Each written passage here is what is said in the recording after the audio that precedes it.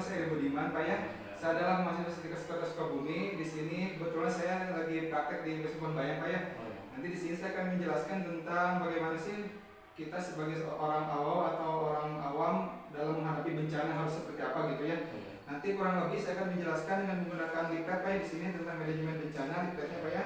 Saya akan dijelasin, nanti juga kita bisa tanya jawab. Nanti kurang lebih waktu kita penyuluhannya saya akan menjelaskan kurang lebih 10 menit, bersedia nggak Pak? Siap. Siap. Untuk tempatnya di sini aja Pak ya. Oh ya, oke. Tentang pendidikan kesehatan mengenai bagaimana sih cara kita untuk menanggulangi saat terjadi bencana gitu ya. Sekarang kan kita banyak bencana yang muncul ya, salah satunya yang sering kita alami itu seperti gempa bumi Pak ya. Oh ya. Nah ini ya, saya di sini bawa leaflet tentang penanggulangan cara bencana seperti apa yang harus kita lakukan ketika kita menghadapi bencana. Di sini kita bisa baca sama-sama Pak ya, nanti saya jelasin. Nah salah satu bencana yang sering muncul itu kan di sini salah satunya adalah gempa bumi Pak ya.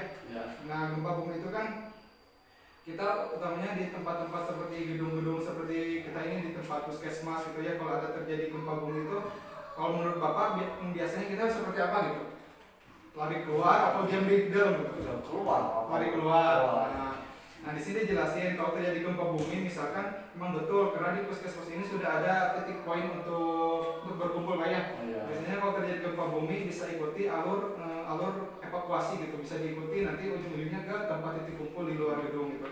Cuman kalau kita lagi di lantai 2 misalkan di gedung bertingkat terjadi gempa bumi itu kita tidak harus terburu-buru atau terlalu panik, jangan panik, utamanya jangan panik Pak ya. Kita bisa kalau dari gempa bumi itu kita langsung bisa, kalau gempa buminya kecil bisa kita langsung turun lewat tangga darurat Pak ya.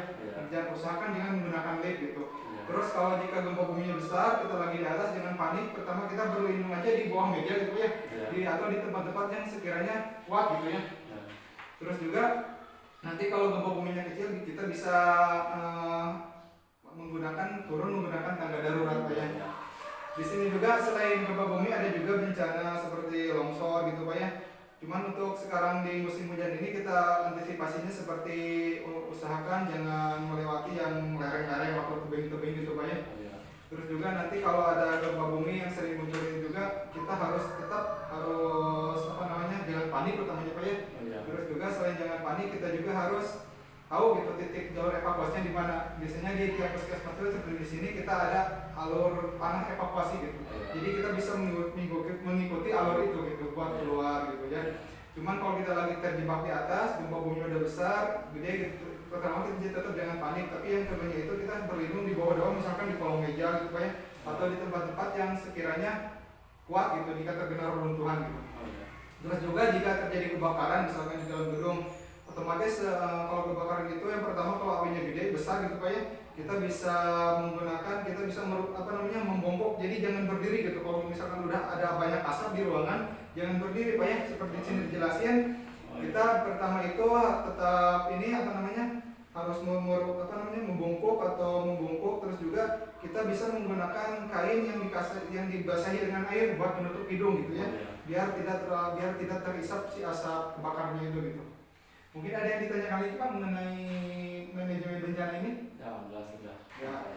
Baik Pak, nanti saya minggu depan akan kesini lagi Pak ya untuk menjelaskan tentang bagaimana sih kita yang disiapkan gitu sebagai seorang karyawan atau pekerja dalam menghadapi bencana Pak ya.